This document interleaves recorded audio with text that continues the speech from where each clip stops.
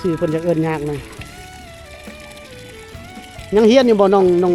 งเวียนนี่บ่ได้เฮียนเนาะออกป .2 เอาคือบ่เฮียนให้จบซอยแม่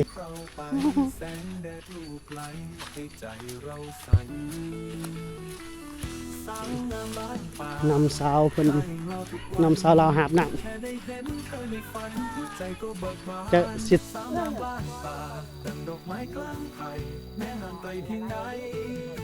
เนี่ยถือเมื่อนะ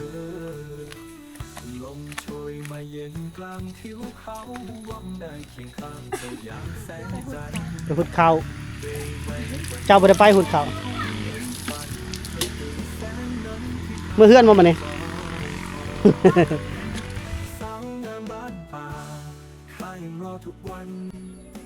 สบายดีพ่อพี่น้องยินดีต้อนรับเข้าสู่ช่องบ่าวจอยเซโปนเนาะวันนี้ก็เดินทางเข้าสู่หมู่บ้านชนบทเนาะท่านผู้ชมบ่ได้ลงคลิปประมาณ2 มื้อ 3 มื้อเลยเนาะโอ้ฝนตกพี่น้องเอ้ยเนาะยากไปมายากนี่ก็ยังลุยต้มลุยโคลนเนาะฝนตกเฮ็ดได้บ่มีคลิปก็จำเป็นเนาะท่านผู้ชมก็บ่ได้ออกช่วงที่ฝนตกแห้งเลย 2-3 มื้อติดบ่ได้ออกท่านผู้ชมก็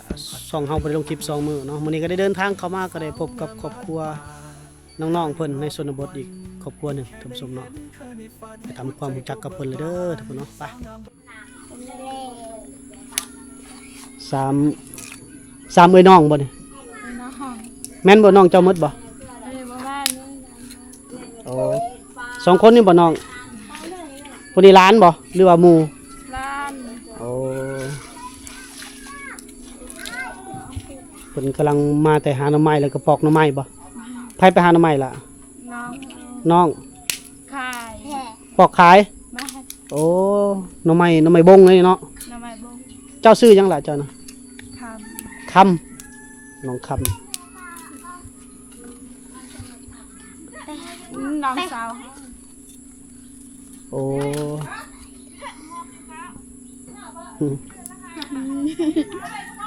มื้อนี้ฝนหาก็หยุดตกเนาะก็เปื้อนนิดนึงเนาะน้องคำพอดีได้ซื้อได้น้องเจ้าพอดีซื้อได้ต้มพอดีน้องเพิ่นมาเลยยักเข้ามาพี่ล่ะยักเข้ามากล้องพี่เจ้าซื้อได้สละเวียดฮะเวียดอ๋อคนลาวบ่ซื้อเวียดเนาะ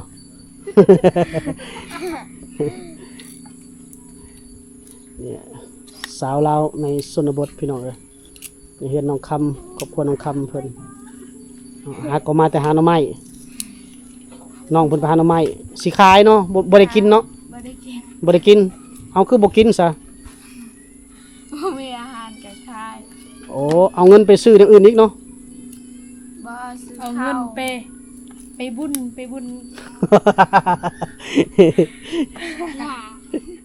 สรุปแล้วเอาหน่อไม้ไปขายนี่สิเฮ็ดหยังก็ไปดองหมูไปผูกแขนอ๋อสิเอาหน่อไม้นี่ไปขายไปผูกแขนไปดองเอาเงินไปผูกแขนดองโอ้ก็คืออยู่บ่เอาเงินขายกล้วยไปขายยังว่าใครแน่แล้วเนาะบ่มีกล้วยบ่มีสวนกล้วยบ่ได้มีสวนกล้วยพูดแล้วเขาให้นะพูดแล้วมี10 กระสอบได้10 กระสอบกันโตมีจิตๆนี่10 กระสอบแสดงว่าให้บ่กว้างเลยเนาะกว้างไม่ตัดไหนให้จะพอกินซะพอเฮือนเฮา10 คนเฮือนเจ้า10 คนปาโถนี่ได้เฮือนน้องเพิ่นหลายคนนี่เนาะบ่มีข้าวเนาะนี่ไปทำงานหาเงินซื้อข้าวเฮ็ดเวียกเพื่อนซ่านน้องเพิ่นล่ะทุกคน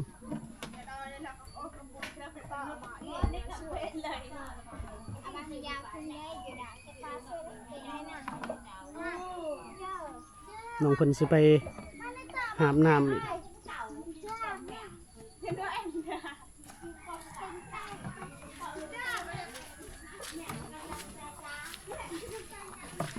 หาบน้ำเนาะน้องเนาะตักน้ำ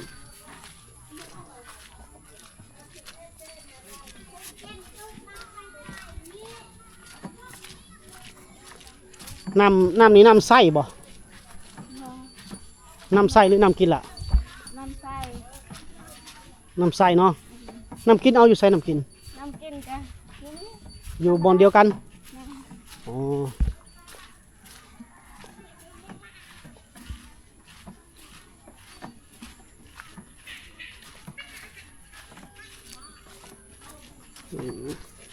โอ้นี่บอนตักน้ำกินน้ำกิน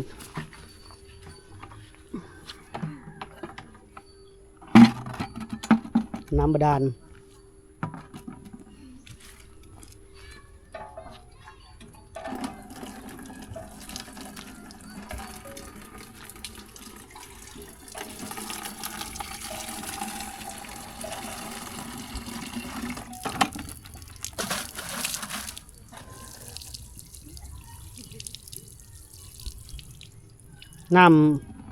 น้ำใส่เอาอยู่นี้น้ำกินเด้อน้ำกินก็อยู่นี่น้ำอาบเด้อน้ำอาบอ๋ออาบน้ำห้วย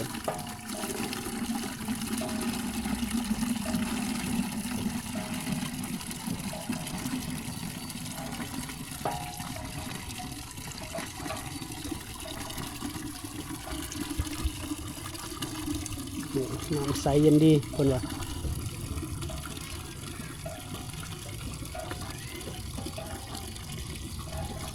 สูบง่ายเนาะ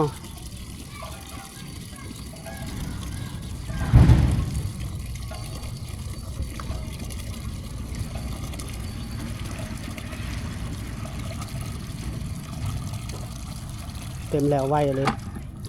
แป๊บเดียวนี่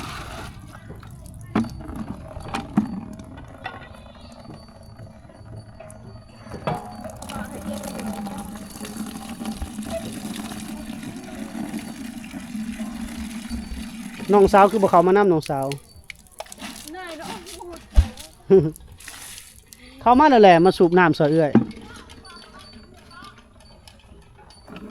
น้องสาวซื้อได้ก็เวียดเนาะเวียดมาเวียงเวียนโย่จะมาซื้อยากแท้เวียดบ่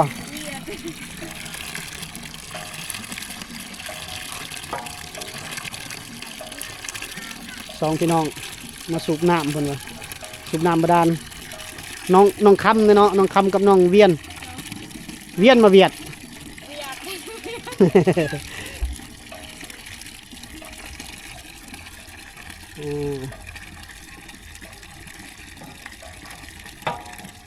สื่อเพิ่นอยากเอิ้นยากเลย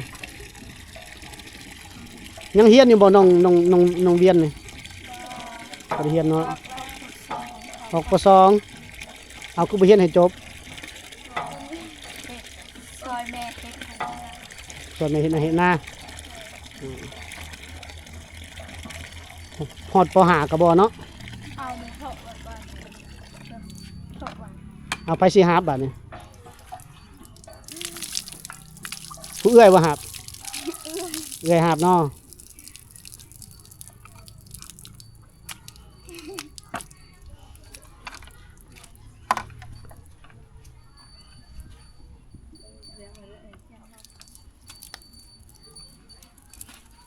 ไปแล้วบัดนี้น้องสาวลาบ่หามเนาะ ไป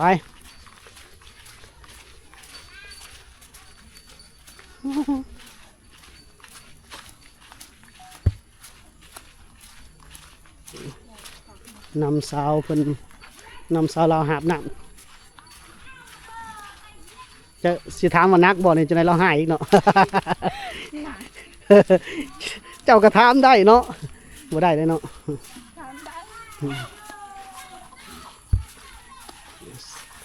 สาวลาวเพิ่นมาหาบน้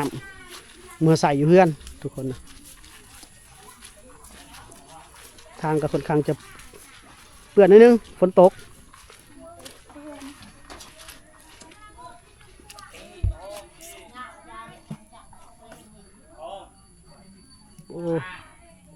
คันใดนี่ต้องร้อยได้เนาะ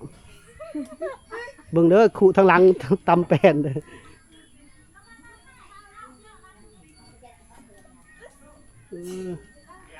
นี่ละเพื่อนน้องเพิ่น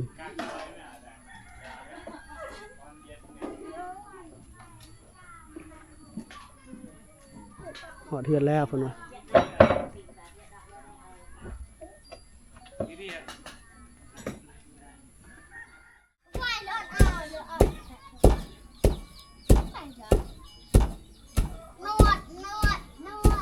แม่กับลูกบ่ตำข้าวนี่ เอา เออเข้าไหม้บ่ เออ เออได้ข้าวไหม้ตำกินเลยเด้เนาะ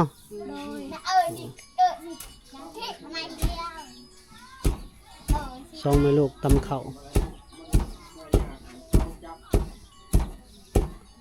ตำข้าวไหม้แล้วพี่น้อง ไม่เอ้ย แต่ลูกสาวตำซอยมีแห้งแน่เนอนไปไสก็เห็นเพิ่นตำข้าวในช่วงนี้พี่น้อง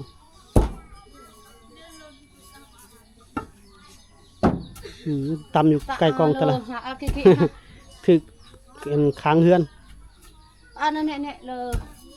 รอดกเลยเอาคิ บ่ได้หงสีเนาะ เออ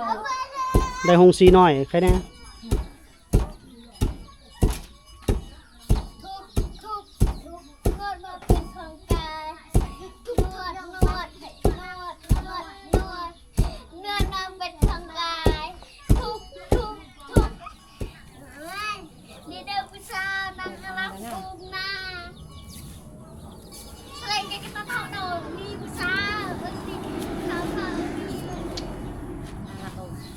ตำแล้วก็พัดได้ไหมเนี่ยโอ้มงพัดเกินจะมี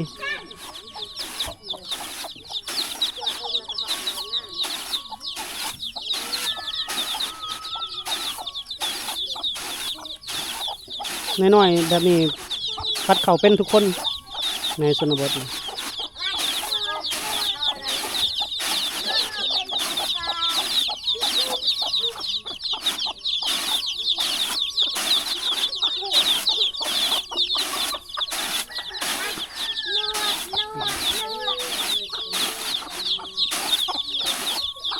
บ่ได้เอาห้ำเนาะ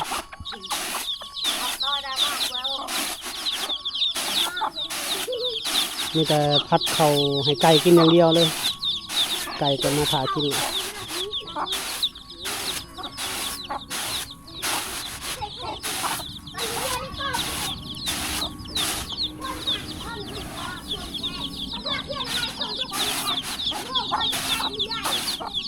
ร้านน้อยในชนบทนี่ทุกคนแหละผัดเขาต้องเป็นหมดเขาเจ้าเฮียนแต่น้อย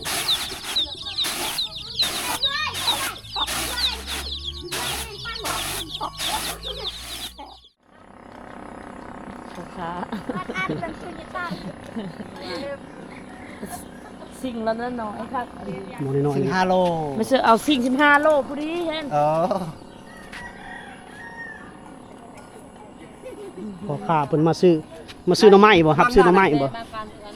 2 โลนะ8,000 โลเท่าไรซื้อหน่อไม้ โล4,000 โล4,000กีบปอกให้ข้างแน่เนาะโอ้ ซื้อทุกอย่างไม่ซื้อแต่น้ำไม้ได้ ซื้อมันยังก็ซื้อบ่ ไม่นับแล้วโล8,000เก้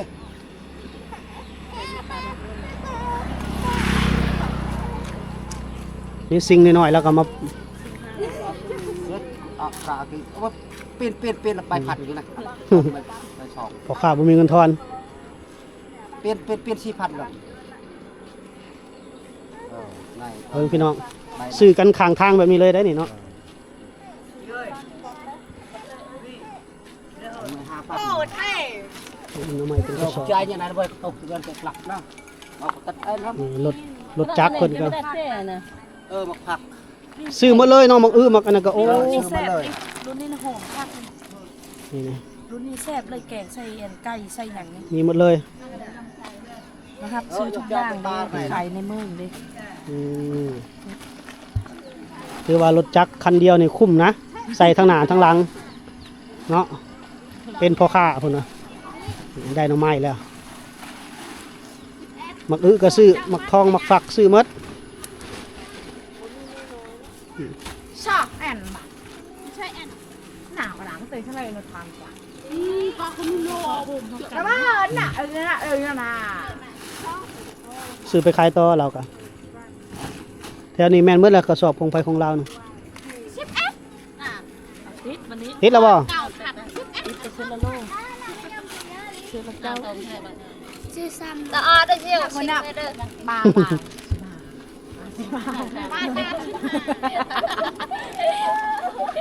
อากี้ จัก เราคิวมาขายนี่ก็หลายอยู่ได้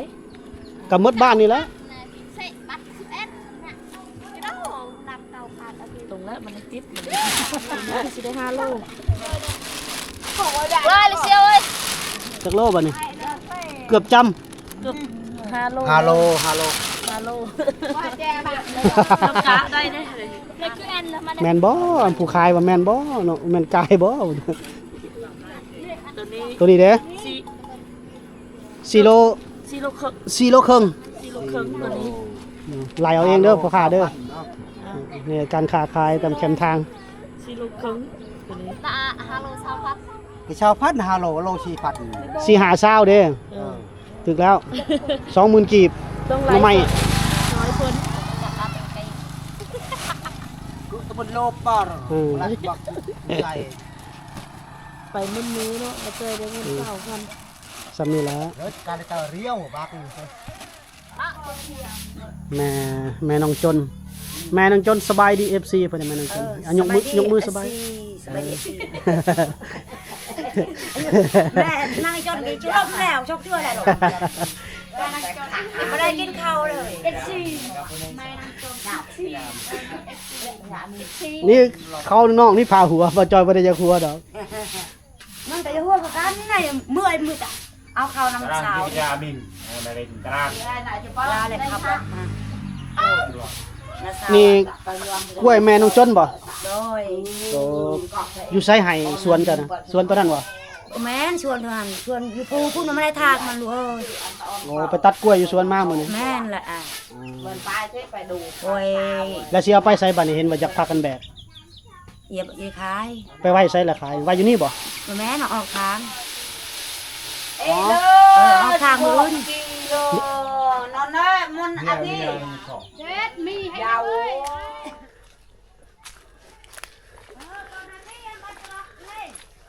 นี่แหละพี่น้องเส้นทางเพิ่นไปแบกเอากล้วย แม่น้องจนเพิ่นไปตัดกล้วยมาขายโอ้ตายรถที่จริงแม่น้องจนนี่บอกว่าให้น้องจนนี่ไปนึ่งเขาเนาะแต่เราบ่ไปเราอยากไปแบกซอยแม่โอ้กำลังมาเขาเสร็จงานนี้มีลมแท้ๆงานนี้เกือบบ่จอยนี่แหละ มันเขารักมันเขาให้ป่ะตัดกล้วยเขาอีกบ่ ได้หาเครือ เออ เอ้าใส่น้องจนเด้ ไปท้าย โอ้ โอ้มีขัวไปนี่หน่อยมีขัวมีสะพานไปบอนเขาอันนั้นโอ้อยู่พุ่นบ่เลยสวนเขาเจ้าแบกจะเครือแล้วเมื่อก่อนจะเครือละ ชิบเจ็ดแล้ว 17เครือแล้ว เออ โลเท่าไรเดือนนี่แม่ 1,700 1,700 กับ700กีบ 7 นาที 1,000กับ2 บาท2 บาทกับ50 สตางค์ประมาณน่ะต่อกิโลหนึ่งกล้วยน้ำว้าที่นี่กล้วยน้ำว้ากล้วยบ่ฮอด3 บาทได้3 บาทมันตกอยู่ 2,000เด้ โอ้คันชำนาญในชนะได้ ทำหาแบกในชาวเครือนี่ได้อย่าฮอดเป่านึงเขาเลยลูกเอ้ย เด้อ เอ้ยมานี่บ่ได้ฮอดได้แต่เขาโลได้อยู่ เจ้าสิเฮ็ดให้ใส่กระสอบนั่นบ่ เออชายชอบนี่มุนมือมือนี้เลยบ่ได้ปักบ่ได้อยู่เลย บ่ได้พักบ่ได้เซาเนาะ บ่ได้ปักบ่ได้เช้าเลย น้องจนให้เราแบกตัวได้น้องจน จักแหละ โอ้นี่ใส่กระสอบแบบนี้เนาะต่อผู้หนึ่งอองเอากระสอบเครือหนึ่งต่อคนหนึ่งเบิ่งแม่เราสิได้เด้อทุกคน ชื่อแปงงัวแน่ลูกชื่อ แม่น้องจนพามาแบกกล้วยมื้อนี้เนาะกล้วยเขาเจ้าตัดไปขายแล้วก็แบ่งเงินกัน เขาเจ้ามีกล้วยเขาเจ้าบ่มีเวลา เอาบ่มีเขาเฮ็ดนำเด้ผู้เดียวกับพ่อกับเฮานี่เฮ็ด โดยมันก็เฮ็ดงานเข้าตลอด นี่ก็สิอองเอาละ เอานี่ กล้วยก็กิโล 1,700 กีบอองบ่มีรถจักรหรืออองเอาเพิ่นว่าอองเมื่อประมาณโอ้ได้แล้วหลักหนึ่ง มันว่า กิโลหนึ่ง แม่จะให้เขาทายเฮ็ดหยังเฮือนน่ะเฮือนผู้เฮา เฮาเกลียดเขาแม่เอ้ยเฮาทำงานจากเฮาทันยังเมื่ออยู่เฮือนแม่เอ้ยมันเว้านำเฮา เราลักอาย เขาละอาย ผู้สาวเขาลักอาย แปลว่าลงโซเชียลบัดหลายคนอื่นเห็นเนี่ยหลายคนเห็นมาแม่จันนายเปรียด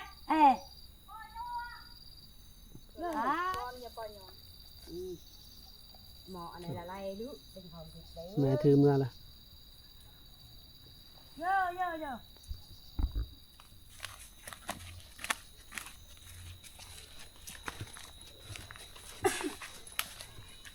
พูดแม่เพิ่นก็อองเมื่อลูกเพิ่นก็อองเมื่อแบกเมื่อ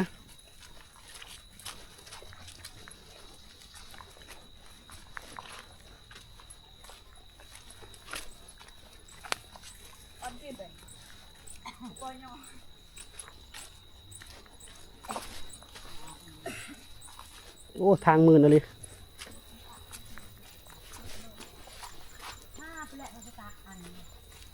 ตอนเริ่มมีกระทอนในทุกใบเยอะจอดให้ติดนี่ชอบยาออกมาเปล่า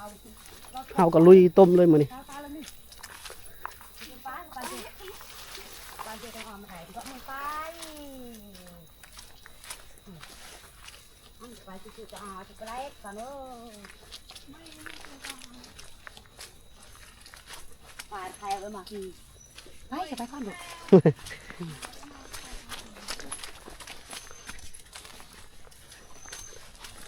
บัดจัดเอ้ยพี่ย่าก็กระบาย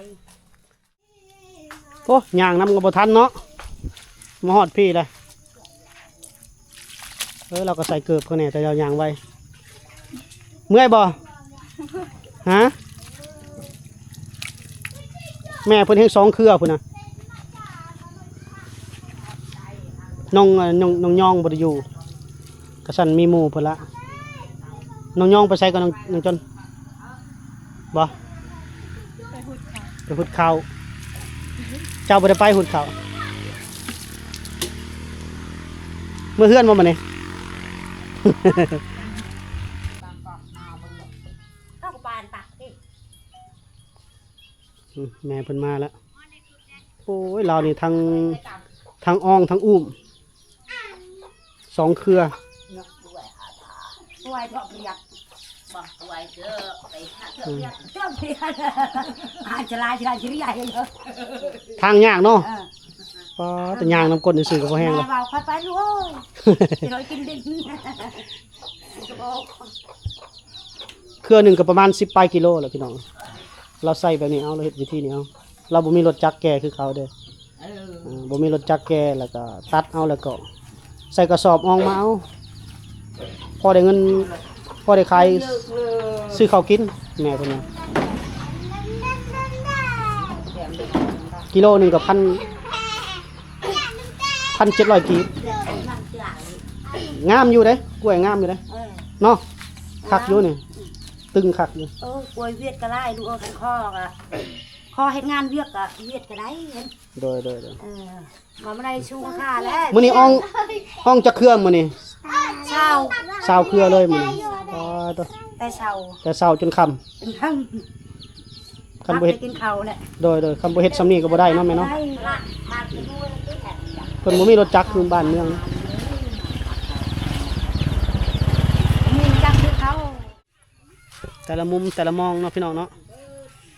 แต่ละเคสก็มีความลำบากแตกต่างกันไปเนาะ